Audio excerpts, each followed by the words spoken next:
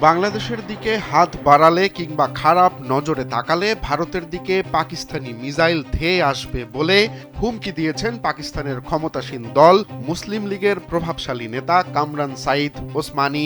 পাকিস্তানি নেতার এই হুমকির পর ভারতের ক্ষমতাসীন দল বিজেপির বিধায়ক অশোক কীর্তনিয়া বাংলাদেশকে হুমকি দিয়েছেন। বুধবার ভারতের পশ্চিমবঙ্গের সঙ্গে বাংলাদেশের স্থল সীমান্তগুলোতে বিক্ষোভ করেছে ভারতীয় জনতা পার্টি বিজেপি।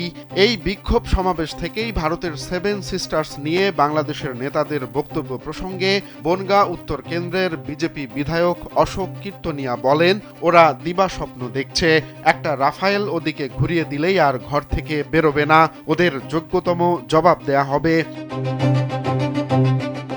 এর আগে এক ভিডিও বার্তায় পাকিস্তানি নেতা কামরান সাঈদ ওসমানী ভারতকে সরাসরি লক্ষ্য করে বলেন, ভারত যদি কোনোভাবে বাংলাদেশের সার্বভৌমত্বের ওপর আঘাত হানে তবে তারা যেন ভুলে না যায় পাকিস্তানের জনগণ, সেনাবাহিনী এবং শক্তিশালী মিসাইল বহু দূরে নয়। ওসমানী স্পষ্টভাবে জানান, ভারত যদি বাংলাদেশে তাদের অখণ্ড ভারত চিন্তাধারা চাপিয়ে দেওয়ার চেষ্টা করে তবে পাকিস্তান তা কোনোভাবেই মেনে নেবে না। তিনি হুঙ্কার দিয়ে বলেন, অতীতেও পাকিস্তান ভারতকে কঠিন শিক্ষা দিয়েছে এবং প্রয়োজনে আবারও সেই একই পরিস্থিতি তৈরি করা হবে। উসমানীর দাবি, সীমান্তে বিএসএফ প্রতিনিয়ত বাংলাদেশকে উস্কানি দিচ্ছে এবং বাংলাদেশকে একটি বিশেষ ধর্মের রাষ্ট্র হিসেবে প্রভাবিত করার চেষ্টা চলছে। এই পরিস্থিতি মোকাবেলায় তিনি বাংলাদেশ ও পাকিস্তানের মধ্যে একটি শক্তিশালী সামরিক জোট গঠনেরও আহ্বান জানান।